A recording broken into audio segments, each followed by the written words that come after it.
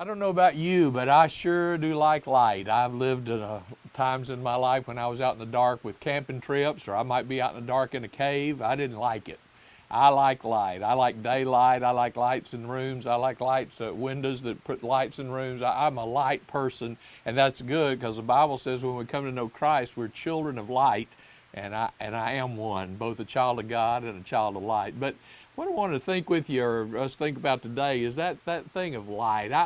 I know that probably I spent too much time on this when I was daydreaming, and I shouldn't have been, but I was daydreaming about light, and I got to thinking of all the kinds of lights, and I thought, well, I just going to write down some of those I come to the top of my mind and see how many kinds of lights I thought of, and I was amazed. There are bright colored lights and blinking lights and strobe lights and police car lights and spotlights, lights that flash, lights that move in patterns and make it look like they're moving directionally. There's laser light, landscape lighting, street lights and candle lights. Runway lights sounds like an old song, doesn't it? Flashlights, headlights, tail lights, Christmas lights and landing lights, search lights, boat running lights, tractor trailer lights. We have sign lights, stop lights, scope lights. We have miner's lamps and lights. We have infrared light. We have auto interior lighting, stadium lighting, and caution lighting, and I ran out of ink. That's an amazing list of lights, isn't it? You know, there's so many lights in the world, we can't imagine what it'd be like if we didn't have light. Now, occasionally, when a good Oklahoma storm comes through, we're without power, we don't have light, and we kind of get ready and real eager. When is the light going to come back on? Well, as I thought all those kinds of light, it reminded me, or I was reminded, Jesus said that he was the light of the world, and then he said once we follow him, you're the light of the world. I'm the light of the world because we have his light radiating through us. And so I thought about all these kinds of lights with all the kinds of Christians that I know in the world. And again, I'm not going to go through that whole list, and you'll be grateful, but I thought about some.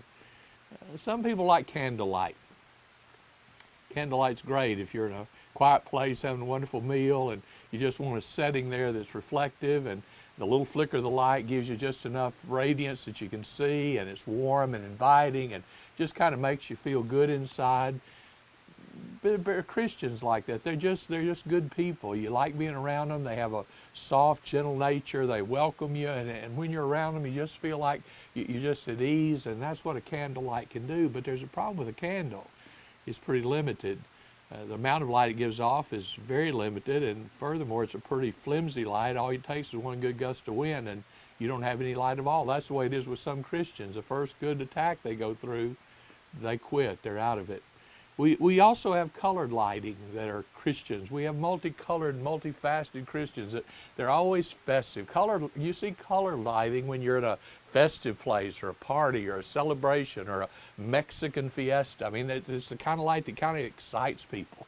Now, it doesn't have a great intensity, and it's not going to affect people miles away or even hundreds of feet away. You got to be pretty close to it to even enjoy it.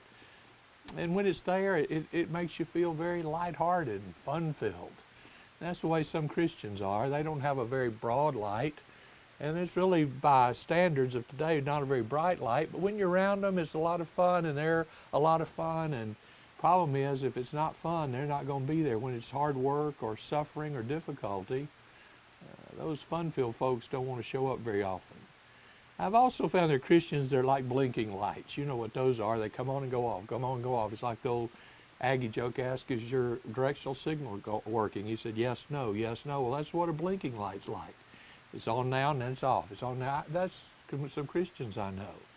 They get on real fast and they cut off just as quickly. They can get real excited and then they get real cold. But they're just kind of always an impulse away from being a bright light, but it just doesn't last. Blinking lights don't help you much when it comes to reading or doing surgery or doing work or working on something that you need to have steady beam and a steady hand. They're just pretty emotional, and that's the way some people are, just on and off and on and off. Hard to follow them because they're not very steady. I think about searchlights.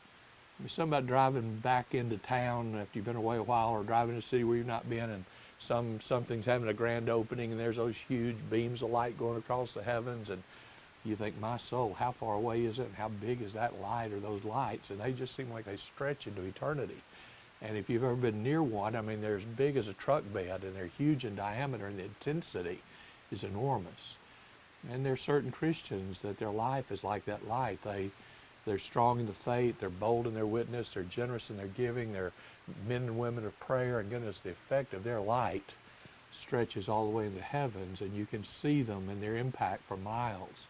And even into eternity, people will always remember that person was a great light for God. And then there's those marvelous things today we have called lasers, and I don't even know how to talk about that kind of light. That's a very intense, focused, strong light. I never dreamed in my lifetime to hear about laser light surgery. Can you imagine a light so focused, so intense it can cut not only human flesh, you can use intensive laser light to cut through metal. That's a strong light. I find it interesting that there's also those marvelous street lights. When you get into town late at night, you've been traveling, you can't wait to get home, and you know how good it feels when you just see those first freeway lights of your hometown, and then those freeway lights give way to restaurant lights and motel lights and hotel lights, and then to street lights, and then the business lights, and suddenly you see this panorama of light just before you, and it's your home, it's your hometown. I think that's the way it's going to feel one of these days when we're around the last quarter and we get to the city of light set on a hill where there's no darkness there. And I think the moment we enter and draw near, we'll always see light. But the neat thing is, once we're in there, we'll never be in darkness ever again. The reason this fascinates me about lights that we are, it's the contrast between our light, which can be any or all of these, and the one who is the light. The Bible says of Jesus, he is the light of the whole world. The Bible says light has come into the world. The light of God, the light of glory has come into the world. And sorrow is that men love darkness so much more than they love light because their deeds were evil. It's not that God didn't want to illuminate our path and be a light to our path. He does. The problem is we prefer to live with no knowledge of the light, with our blinders on, because we are more concerned with our sinfulness than God's salvation. I find it interesting, the charge of Jesus that he gave to us is that we're to be light. Now, he didn't specify what kind, but I don't think he meant a blinking light, and I don't think he meant an occasional light, and I don't think he meant a flickering light. In fact, here's what he said: let your light shine in such a way before other men that when they see your good works, they'll give glory to your Father, who's the Father of light, and in whom there's no shadow of turning.